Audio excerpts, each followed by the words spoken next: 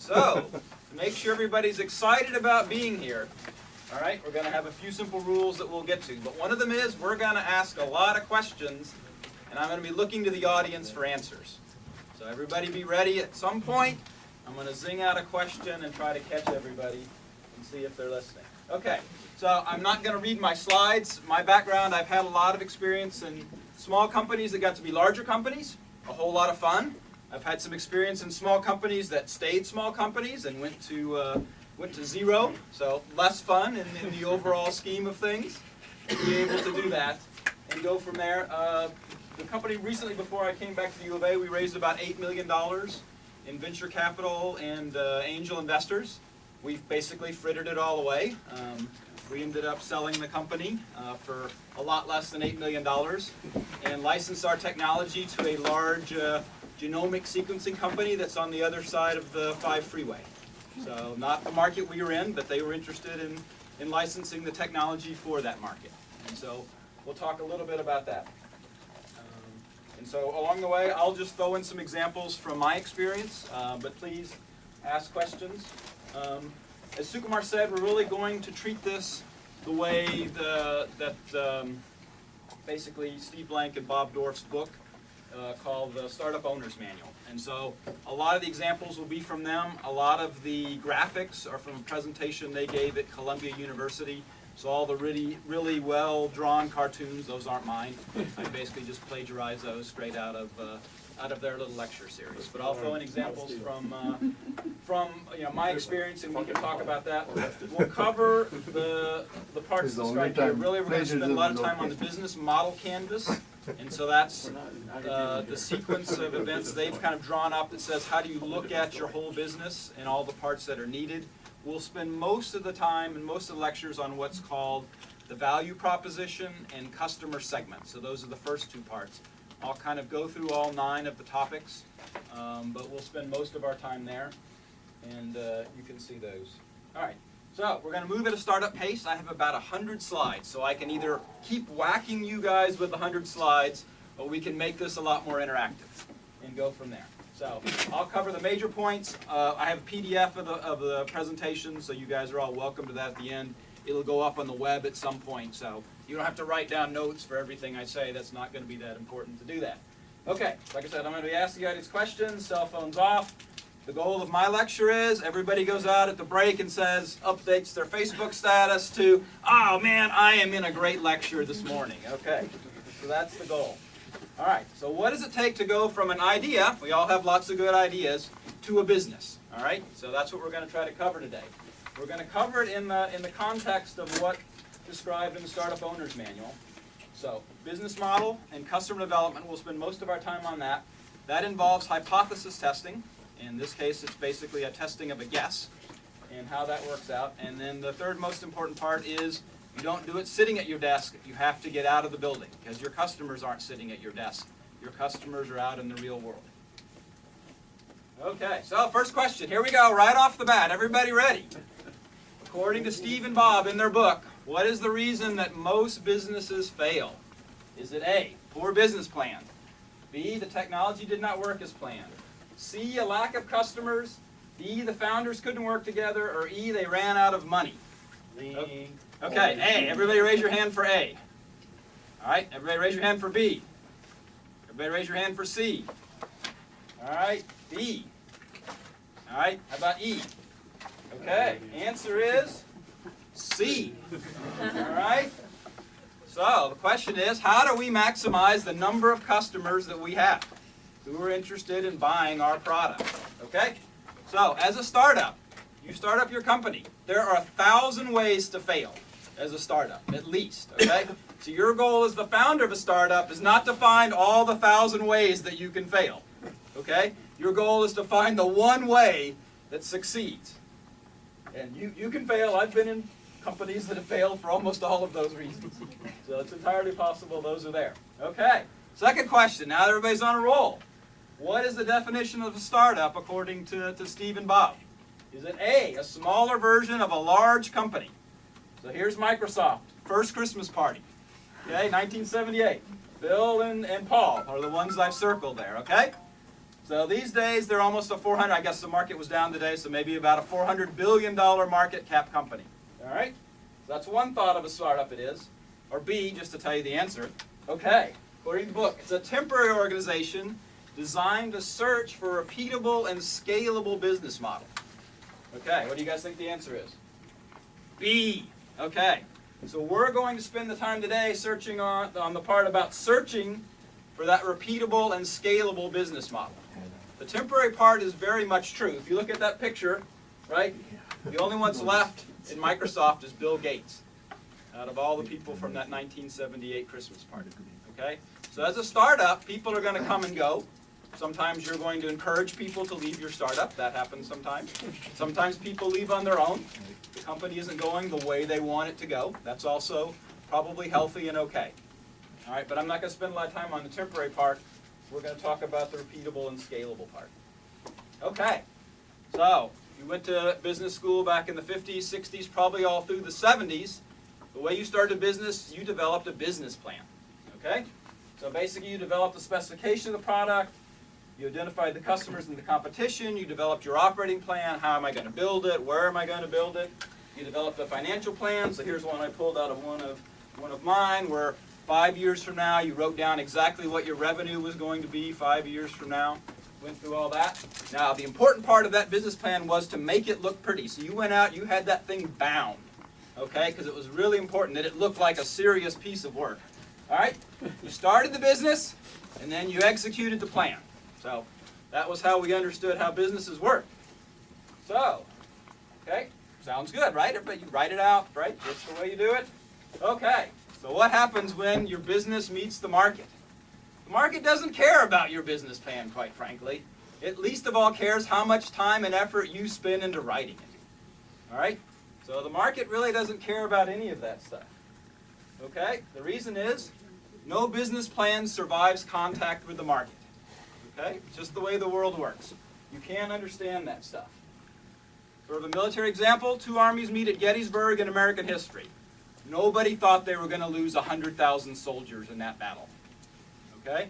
The world doesn't work the way you think before it happens. All right? Sort of a sports example, Mike Tyson. Everybody has a good plan until they get hit in the face. All right? You go out and ask that first customer, hey, look at my cool widget. You want to pay $1,000 for it? And they go, no.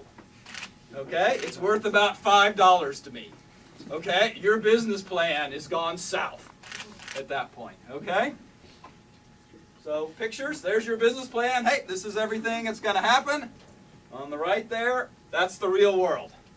It's that doodle. So that's how you have to navigate the real world once you're out there. Okay?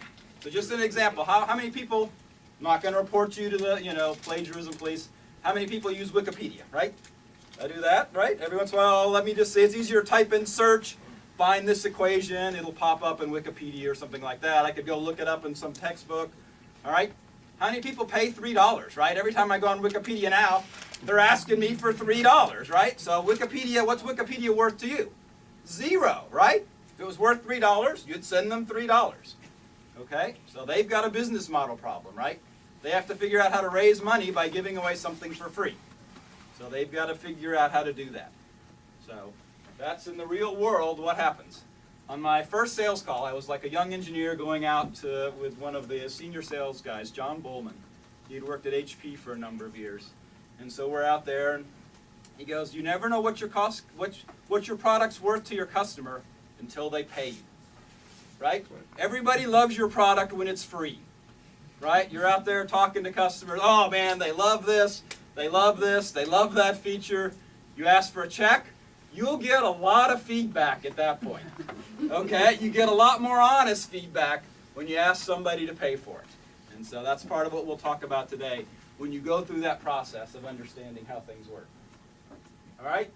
So another way to look at it, just for those of us with a physics background, okay? Starting a company is a lot more like surfing than skiing, right? Both examples, gravity is pulling you down, right? So here's the example, there's the force. I've got the friction on the skis, that's slowing me down, that's what allows me to turn, okay? Basically, surfing, kind of the same thing. I've got gravity, right? I'm up on the wave, it's moving me down down the wave, right? So I have the friction of the board, that's slowing me down. I can change the friction, that's what allows me to turn. Okay? But the mountain's not moving, right, when I'm skiing. The mountain's pretty much standing still. When I'm surfing, the water's moving, and I've got to deal with that. So it's a very different sport. All right? The wave is also a nonlinear phenomenon, right? So if the wave's just a little bit bigger, it's going to be a very different ride down back to the beach. So there are very different ways to think about it, even in very similar environments. All right, so what's the solution according to Bob and Steve? We're going to reverse the order. All right? We're not going to spend all the time doing the planning. We're actually going to go start and make the plan up as we go along. So no 5-year plans. We're going to start with the business model, do that, and then make the plans up later. So they don't say don't make up a business plan in the traditional sense. What they're saying is don't do that first. And they go through some very specific examples. If you're going to want to raise $5 million, the people that are going to give you $5 million are going to demand all the things that are in that business plan. But what they're saying is when you're starting out, you don't have all those answers. So get out, talk to customers, get those answers. They'll try to tell you what your product needs to be successful. So do it in that order. Okay, so here's the business model canvas. They have 9 major items. I'm going to walk through all 9 pretty quickly, but we're going to spend most of our times on the first and second items on the value proposition and the customer segment. But at a high level, you're telling yourself mostly how your customers are going to buy your product and how your product is going to create value for your customers. So there's 9 different parts. Okay. They are all interlinked. Okay? So all of those impact each other item on there. All right, so people that were physics majors, right? 2-body problem you can solve, right? The small one orbits the big one, right? 3-body problem. You can solve that one in a closed form. All right? Here we have a 9-body problem. There is no closed form solution for that answer. All right? Everyone's going to be different. Everyone's going to depend on the starting conditions that you have. All right? But as you evolve each of those items, it's going to affect each of the other items in the system. So depending on the customer segment you're targeting, that'll have a different revenue stream. That'll require different costs. And so you're going through each and every part of that chart to look at that. All right. So the first one is the value proposition. Simply put, what are you building? And building in this sense may be a product or a service or a process. And to whom is that targeted? Okay, we'll spend probably about 30 minutes on that. So I'm going to zip through that part here. All right, the second one is customer segments, and that has an S at the end. There may be multiple customer segments that you're going to be involved in, okay? So who are they? And the big question, why should they buy from you? All right?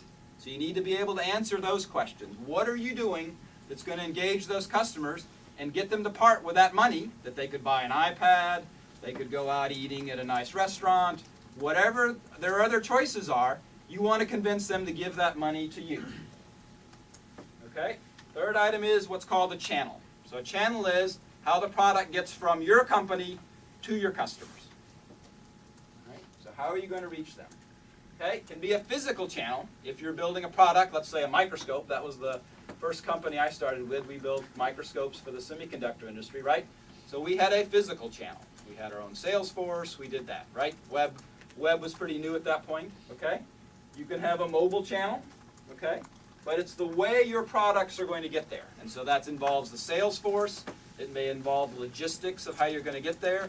If you're working in a foreign country, what kind of operation you have in a foreign country, right? All of us really now have to think of a worldwide market, right? In the 50s and 60s, the United States could be complacent. Most of the markets were in the United States. Now, from the get-go, your product has to be compatible worldwide if you're going to be successful. All right? Fourth one is your customer relationships. All right? So that's just very similar to the channel. All right? But how are you going to acquire your customers?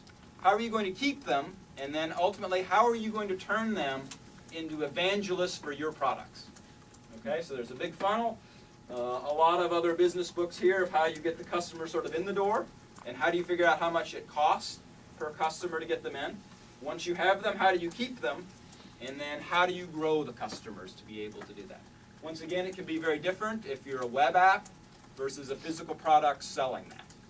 Okay? And they have very different cost structures that we'll see in the other parts of the business model. Okay? Revenue stream, right? You got to make money somewhere, right? Everybody loves a free product. Nobody survives giving away their product. All right? So what are the revenue streams that you're going to use? So what is the value that your customer's paying for? How are you extracting it from them? Okay, is it a direct sales strategy? Is it a donation strategy? What is the pricing that maximizes the number of customers that are willing to buy?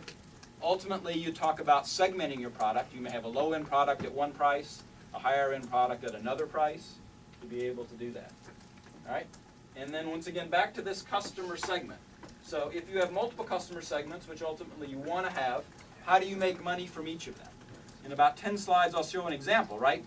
Google, right? Those of us that search with Google, do we pay Google any money? We search, right? We're customers of them, right? How are they making money, right? And we'll talk about that. All right? Key resources. What are the most important assets of the company? And this is a hard one for a lot of people, and it depends on the business, okay? So what are your most important assets? Finance, okay? So a lot of companies, let's see, what's a good example? My daughter-in-law works with a company, they do import-export. And so one of their assets is they have access to a large pool of money because in import and export, you're paying and then you get paid later, right? So you need the financial wherewithal to survive that part of the business. So in that case, that could be a big asset for her company, is the ability to handle large transactions because they can float the money for a period of time. Okay? You may have certain manufacturing assets. In the optics company I was with, we had early versions of the nanoform tools that can shape plastic on nanometer level. So we have one, for the guys at the U of A, we have one down on the second floor now. We had an earlier version of that. They use a diamond tip, and they're basically very high-end, high-precision milling machines with interferometer control. So we use those to build our 80 objective optics lens, right? So we were the only company in that space that had that. So that was an asset of ours to be able to do that. So your company may have that. You may have access through the university to some assets that most other companies wouldn't be allowed to do. Most universities won't let you make money off of using their assets, but early on in developing your prototype, that's something you can do through the university. So you can have access back to the labs to help you move that forward. Okay? So you may have that. You may have intellectual property. Almost in the high technology space, that's critical.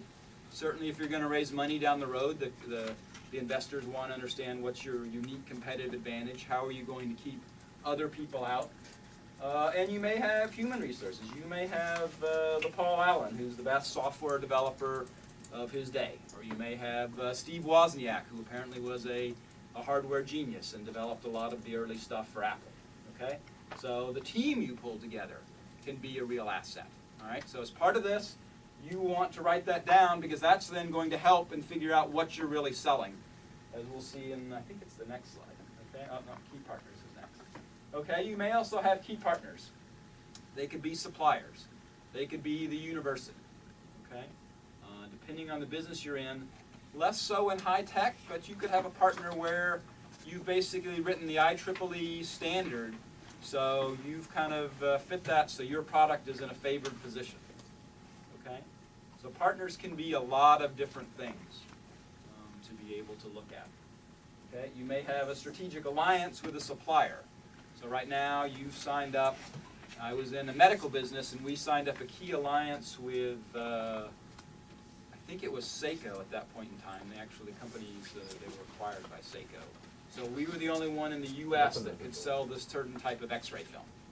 Okay, so we had a key alliance with them, and so they were a key partner. So we needed to both manage that relationship, okay, but that was our key competitive advantage going into that space. Yeah? Partner, were they buying a lot of the products from you, or how? They can be both. You can have key products on both sides. In this case, they were a supplier to us. Okay, so they made this X-ray film. So in this particular company, you know, most people go to the dentist, right? Until about 4 or 5 years ago, they put film in a little cartridge, stuck it in your mouth, right? Took the film out, developed it. As it turns out, Kodak in the 70s found this clever little polymer that absorbed X-rays and changed state, and you could basically it kicked an electron up into a higher level, and if you shined a red laser in, the photon would drop all the way down and emit a blue photon out. Okay, so with a little cheap dichroic filter and a cheap little semiconductor laser, you could then basically recreate the X-ray at very similar levels. So it was kind of cool. It was much more linear than X-ray film. And to do that, Kodak decided not to commercialize it. The group that we worked with commercialized it in Japan. So we had worked out an exclusive market for the dental space with them. So we were the exclusive suppliers, and that was one of our key competitive advantages. I think CCDs have gotten better now. Last time I was in the dentist, they just stick a little thin CCD and a giant wire that comes out of your mouth now to do that. So it'll probably be wireless in a few years or something like that to be able to do that. So you can have a number of different things, joint ventures. You see that a lot. Maybe less so with small startup companies. You're usually trying to protect things, but you could maybe license. You know, a key partner would be both a channel, and a key partner would be a distributor in China, let's say. So maybe you've hooked up with Baidu, right? Maybe you've got an exclusive relationship with them to promote your product in China. So it can be any number of things. Okay. So the key activities. What are the most important things, right? You've got to do so many things as a small business, but what are the most important things to do? Okay? Is it production? Are you a consulting company? So you're the most important thing your business does is solve somebody else's problems. We have a bunch of bright people in our organization. You know, we're going to land. So McKinsey, giant consulting company, right? That's what they do. That's their business model. We have smart people. We can understand your business quickly. We can solve your problems. As Sukumar said, IBM used to be a hardware company. Now they're a solutions company, right? So they come in and help you grow your business. So they've kind of morphed their business model into being more of a service area.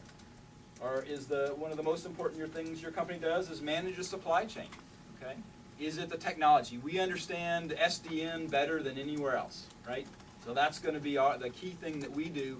We're going to come into a company, figure out how their SDN is going to work, and move forward. And then lastly, but oftentimes one of the most important things, what is your cost structure? All right, what's it going to take to deliver that product? Okay, so what are the most important costs? What are the most expensive?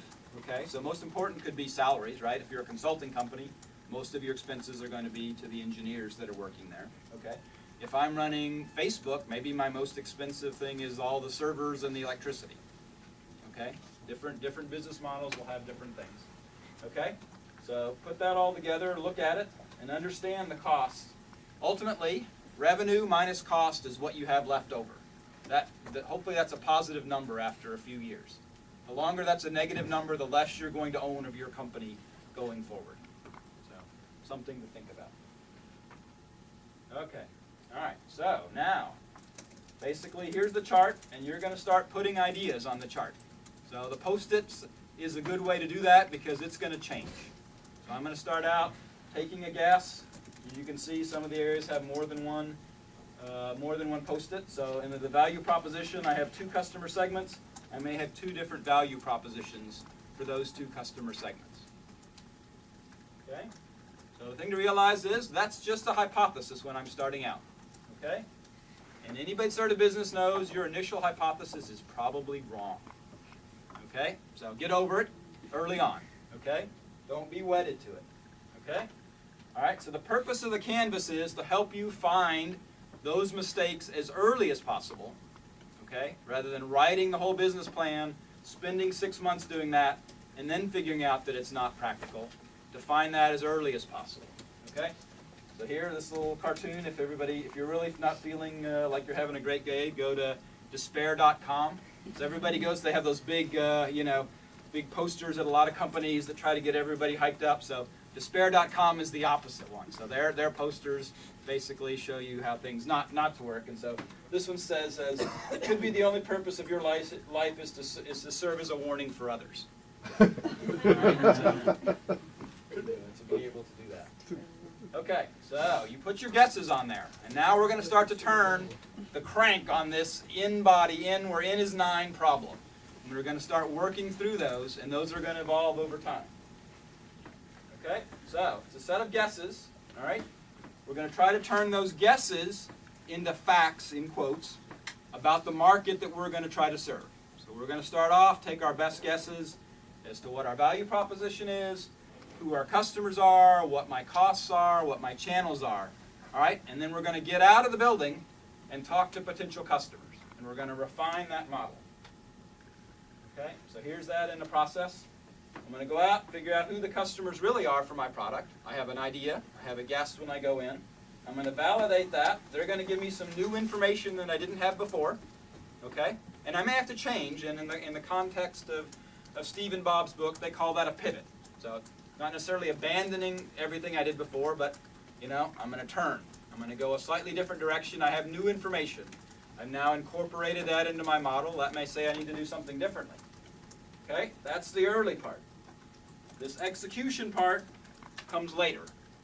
So we've kind of reversed the way that works. Let's figure out the product, let's figure out the customers, then we can start building the business. Traditionally, it was the other way around.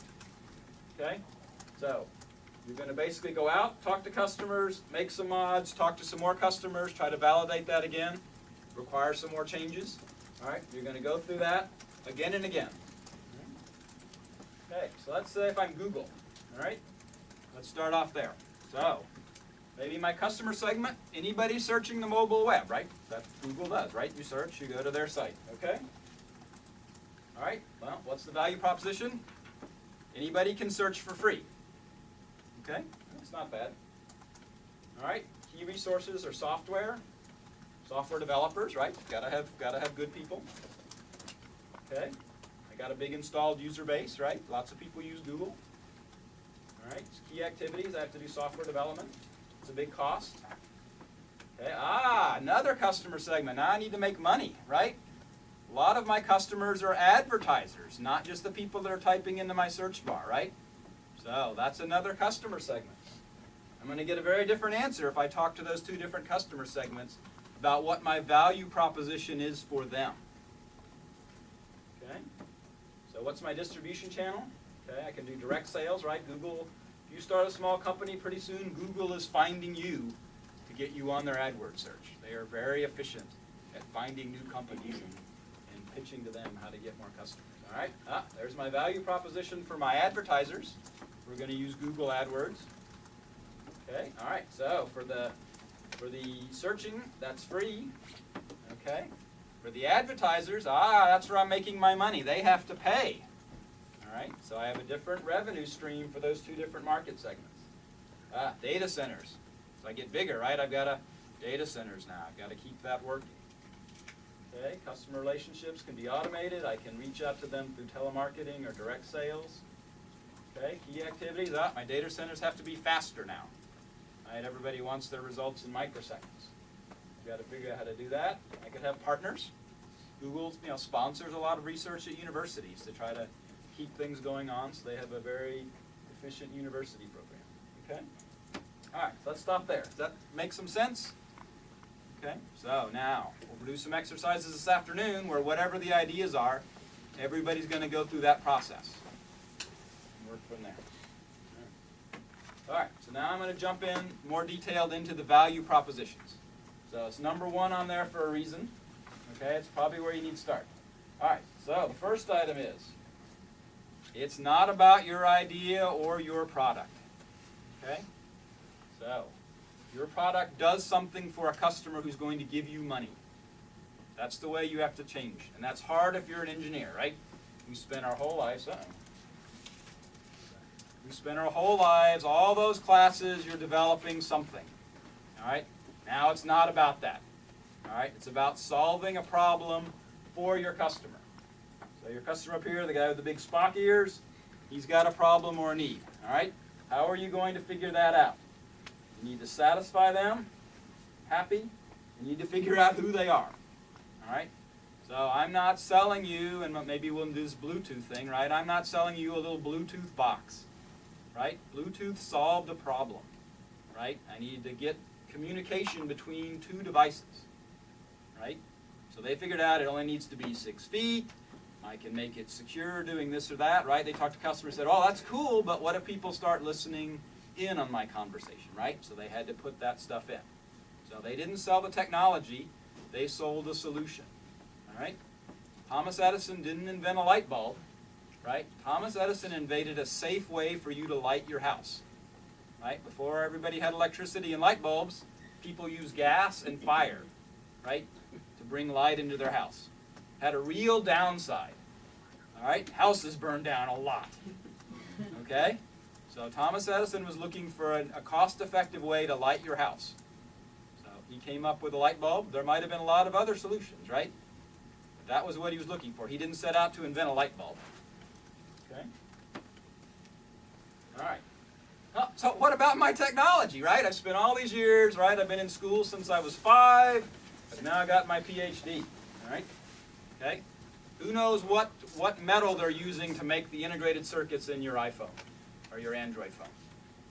Right? Lots of technology there, lots of billion-dollar companies spending millions of dollars of marketing. I don't know. I don't care. Right? What kind of glass do you have on your phone? Some people may have sapphire, right? Some people may have, I don't know, right? I don't know what glass I have on there. Gorilla Glass. Right, yeah. Right. But what is Gorilla Glass? Yeah, right. What's the metal made out of? Aluminum?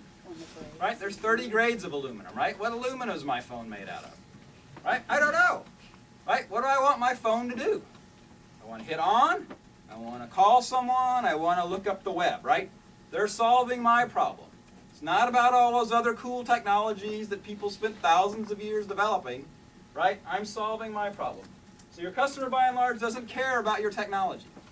Certainly not the mass market. They may care early on, and a few of the very early customers, but they don't care about your technology. They want to solve their problem, okay? And we'll talk about that problem is. That problem could be a technical problem. It could be what we'll call an emotional problem, right? So I have an iPhone 6, right? This makes me say, even though I'm 50 some odd years old, I'm still hip and cool, right? Because I have a cool iPhone 6. Right? Solves maybe an emotional problem that I had. Started out when I was 4 or something like that. I wasn't hip. But now, now you make professor money, you can buy an iPhone 6. Okay? So, it's not just a technical problem you're always trying to solve. All right. So, as Sukumar said, your value proposition and your customer segment need to be aligned. Okay? So, you're going to have and articulate that value proposition to a particular customer segment. Google's free search doesn't work with their advertising segment, right? That's not the value, okay? So for us, free. I like free, it works, brings me up more sites than I can ever go to. Right? Whoever looks on page 2 of Google anymore, right? If it's not on the first 10 pages, nobody goes there, right? I have Google with about 10 O's at the bottom, right? I never get past page 1 or 2 in most cases, right? So that's their value to me. Somehow they figured out that, let's put the 10 most important things for Lloyd on that first page. We'll make him think there's a whole bunch of other stuff back there. I have no idea what's on that 10th O if I go down and hit that, right? So who knows what's there. But that's a different one, okay? So your value proposition. You're going to solve a customer problem or satisfy a customer need. 2 easiest ways to think about that is pain and gain. Okay? You want to minimize your customer's pain. You want to provide your customers some gain. So pain is problem, gain is solution. So they can be 2 sides of the same coin, but that's one easy way to think about it. Okay, so value proposition, we said that. All right. So what do your products and features do? Okay? What are the gain creators? What are the pain killers? Okay? Most important, it's not what you think they are. It's what your customers think they are, right?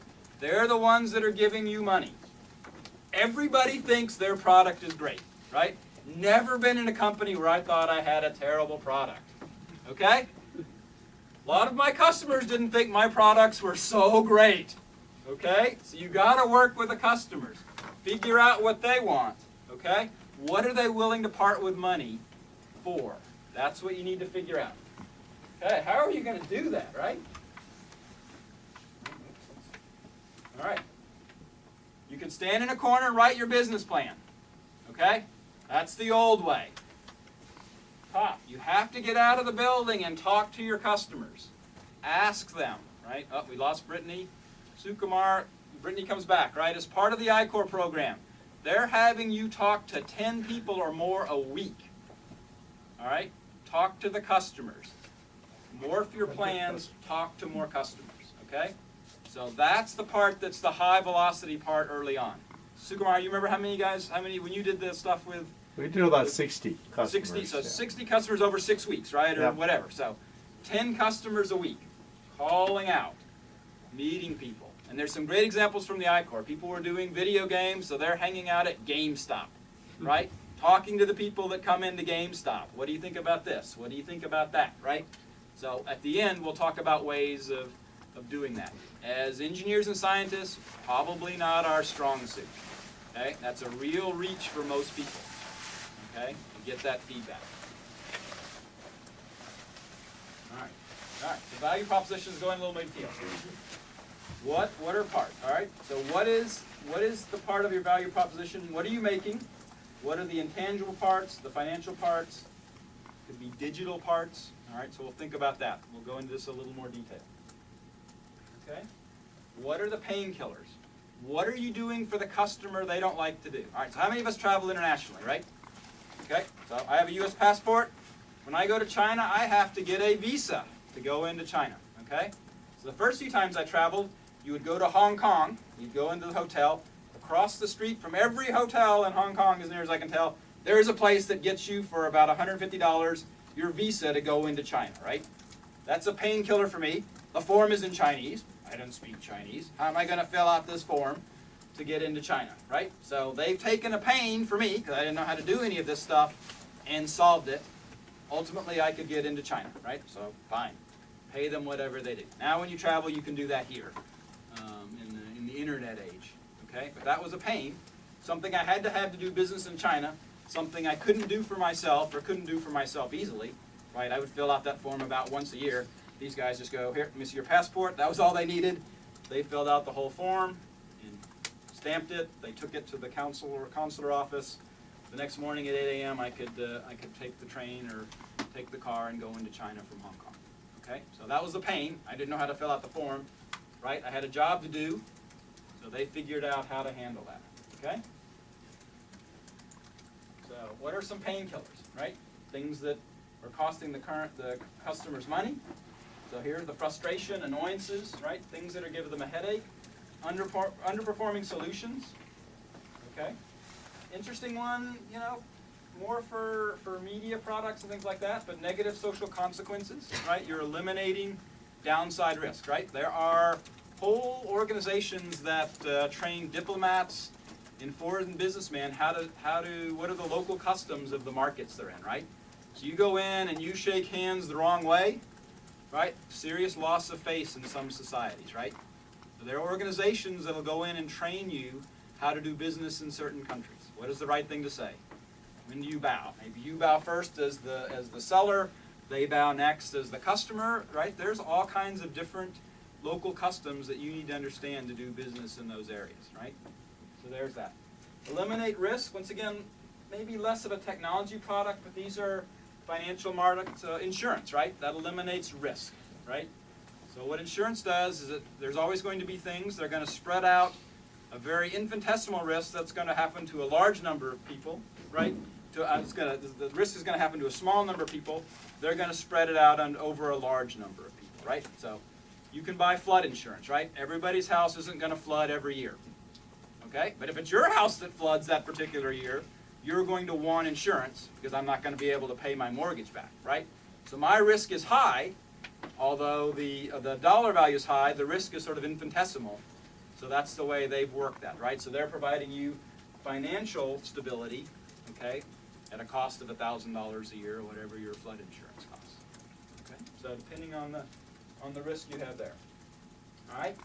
Write those all down. Start talking to your customers and rank them in their mind. Not what you think is the risk, what they think is the risk, right? Is it intense? Is it light? They'll go, oh yeah, I mean, it doesn't really happen to us because X, Y, Z. Okay? I have my data backed up. I'm not worried about dropping my cell phone in the water because everything's on the cloud. Okay? Maybe that's not a big risk for them to be able to do that. All right? So rank them. Go back and talk to new customers. See if they have the same ideas. Common theme. Talk to customers, modify, repeat. Sort of like the dishwasher cycle, right? Put the dishes in, hit the cycle, take them out, put them back in again, go over and over again. Okay, so your product can also create gain for the customer, all right? So how does your solution create desirable benefits, all right? And to whom? And ideally, the customers you really want to get are the ones you've exceeded their expectations, because they'll be people that encourage other customers to join. So a lot of these are very much sort of the other side of the coin. So you can produce output that's better than what's there before. We'll talk a little later. Has anybody flown Virgin Atlantic over to Europe, right? So this is sort of a high-end airline, right? The rest of us are sort of used to cattle cars going when we fly. Virgin Atlantic said, I want to change that expectation, right? So I'm going to put in nicer seats, sort of business class for everybody. I can charge a little more. Okay, so they identified that as a market, so they could make it, more attractive to customers. So they created gain in that customer's mind.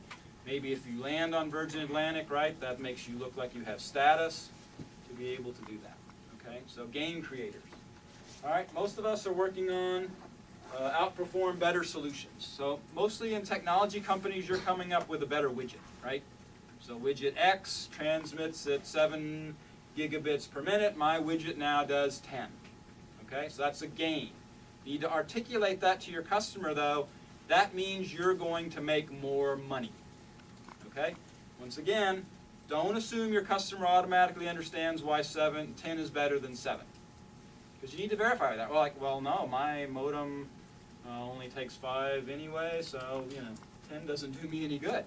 I'm not going to pay extra for 10 because I've got my problem here where my bottleneck only takes 5 anyway. So you got to understand that. You got to deal with that. All right. Once again, we talked at the bottom. Depending on your product and your marketplace, you can have basically emotional or social gains. Okay. Same idea. Rank them, test them, pivot because you're going to come up with new information. Okay. So the key questions, and probably we're going to do this afternoon, we're going to have people make some value propositions. Okay, so this is the part, start taking good notes. Okay, so when you're working on your value proposition, what is the problem? Okay, all right. Who is it relevant for? That's going to be your customer section. Okay, all right. What do the customers do today? Right, everybody has solved the problem, not optimally, but problems are getting solved. Okay, what do you know that's going to make it easier? Okay, that's usually your technology part, right? I have an idea. I'm going to go to silicon photonics because now instead of this one giant, megalithic rack, right, it's going to be a little chip. Okay, I save lots of floor space. All right, to be able to do that. Okay, one that takes a while. You've got to talk to a lot of customers. How big is the market? Okay, if there's only 3 people that are going to buy your product, maybe not the place you want to be. Okay, how do you make it? All right, so common mistakes that people make. All right, it's just a feature on somebody else's product. Okay, that's not where you want to go. It's a nice to have instead of what we call a have to have or a gotta have, right? If you're selling a nice to have product, that's a very different approach, right? Customer, that's a nice to have, right? Much harder to separate customer from their money. It's a gotta have, right? Tires. I have a car. Tires are a gotta have, right? I have to have cars, all right? The 9th cup holder in the back seat, that's kind of nice. I don't know. That's really not a gotta have, okay? So understand that. And then the market size. Not enough customers care, okay? So you got to understand that part. Okay, so we're going to walk through some examples. All right. So if you look at Steve and Bob's book, all right, so their definition of a value proposition is a $10 phrase describing what your company does, okay? So it's the what are you building and selling. All right, the way to think about it is, we help X do Y by doing Z. Okay, that's the format that they suggest you put it in. All right, so their examples are, we help non-technical marketers. Okay, that's the X, that's the who you're helping. That describes your customer segment. Okay, discover return on investment in social media. Okay, that's the problem you're solving, right? As a business owner, you're got people, you're spending Facebook, you're spending AdWords. All right, you know, somebody's going to ask you, okay, how is that helping my business grow? Okay, what do you do? By turning engagement metrics into revenue metrics. So according to this company, they can say, well, you had 5,000 clicks, and that generated one customer who spent $100,000 with you. Okay, there's a good business plan, right? Does that make sense? Okay. Once again, Steve and Bob, not new. Jeffrey Moore's book, Crossing the Chasm, is another one you'll come across in a lot of these classes. I have a list of books at the end of the thing that I just took the covers off of Amazon, so they're all in print. So he came sort of Crossing the Chasm, the Valley of Death. There's a lot of terms that come out of that book. Okay, so the way he puts it, so you want to come up with a statement for, whom, what you do, and what's the benefit. So taking that same example, this product is for non-technical marketers who struggle to find return on investment in social media. Our product is a web-based analytics software that translates engagement metrics into actionable revenue metrics. Okay, kind of the same idea. So you can, if that one helps you get started, you can go that way. Okay. All right. So another book, same idea. So customer, problem, solution. So I believe my best customers, so this is small and medium-sized business, so they've defined their customers in a different way, okay? Who cannot easily measure ROI, so that's return on investment, because existing solutions are too expensive, complicated to deploy, display a dizzying array, I like that, of non-actionable charts, okay? So their solution, a low-cost, easy-to-develop analytics system designed for non-technical marketers, okay? So once again, same idea, people have come up, approached the problem a different way, but you want a way to basically get the who you're solving, what the problem is, and what your solution into one or two sentences. All right. So what isn't the value proposition? Okay? It's not really the same as a pitch. It's not an elevator pitch necessarily. It's a very different animal. All right, so an elevator pitch. Short, simple, memorable. All right, 3 keywords or phrases. Keep it simple. All right? All right, Mint.com is a free, easy way to manage your money online. Okay, could be true. All right? So why is that not a value proposition? It's a test, right? Who's ready? Okay, Alex. It's not identifying the customer Does or their identify problem. the customer, okay. All right, what else? Not giving you the solution. Right, not giving you a solution. All right, you guys are listening. All right. So what problem does it solve? And who are the customers? All right, so maybe another way to phrase that. So this was just mine. So Mint.com helps tech-savvy millennials. There's the customer, okay? Keep track of their expenses. That's the problem, all right? Okay, do an easy-to-use mobile phone application, okay?